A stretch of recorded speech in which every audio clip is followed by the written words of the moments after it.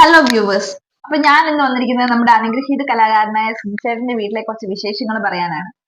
വിശേഷങ്ങൾ മാത്രമല്ല, കുറച്ച് കാര്യങ്ങൾ പറയാൻ വേണ്ടിയിട്ടാണ്. രേണു സുധിയുടെ കാര്യമാണ്. നിങ്ങൾക്ക് എല്ലാവർക്കും അറിയാം, രേണു ഈയിടെയായിട്ട് ഭയങ്കര പോപ്പുലർ ആയിട്ടുണ്ട്.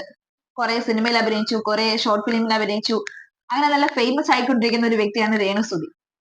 അപ്പോ രേണു സുധി ഈ കഴിഞ്ഞിടയ്ക്ക് പറഞ്ഞ കുറച്ച് കാര്യങ്ങളാണ് ഞാനിവിടെ പറയുന്നത്. അതിൽ ഒന്നാമത്തെ കാര്യം, രേണു സുധിയുടെ പുതിയ വീട് അവരുടെ മക്കൾക്ക് വേണ്ടി നിർമ്മിച്ചു കൊടുത്ത വീടാണത്.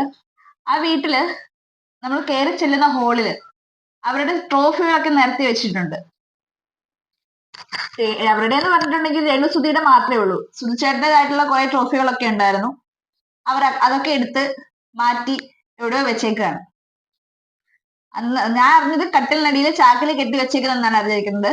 പക്ഷെ അവരത് പറഞ്ഞത് എന്താന്ന് വെച്ചാൽ അവരുടെ മോൻ, ഇളയ മോൻ, അതെടുത്ത് നശിപ്പിക്കാതിരിക്കാൻ വേണ്ടിയിട്ട് എടുത്ത് സൂക്ഷിച്ചു വെച്ചതാണ്. നമ്മളൊക്കെ സൂക്ഷിച്ചു വെച്ചാൽ വേറെ എവിടെയെങ്കിലും കുട്ടികൾ എടുക്കാൻ പറ്റാത്ത ഉയരത്തിൽ മാറ്റി വെക്കുകയാണ് ചെയ്യുക. പക്ഷെ ഇവരിവിടെ ചെയ്തത് എന്താ, നേരെ ചാക്കി കെട്ടി എടുത്തോണ്ടേ കട്ടിലിനടി വെക്കുക. അതൊരു നല്ല രീതിയാണോ? നിങ്ങൾക്ക് തന്നെ തോന്നുന്നുണ്ടോ അത്? ആ വീഡിയോ ഒന്ന് കണ്ടു നോക്കൂ. എനിക്ക് കിട്ടിയ സുചാറിന്റെ കണ്ട് കുറെ ഉണ്ട്. അതല്ല നമുക്ക് സ്ഥലമില്ലല്ലോ, അവർക്ക് സ്ഥലം പ്രതീക്ഷയും എനിക്ക്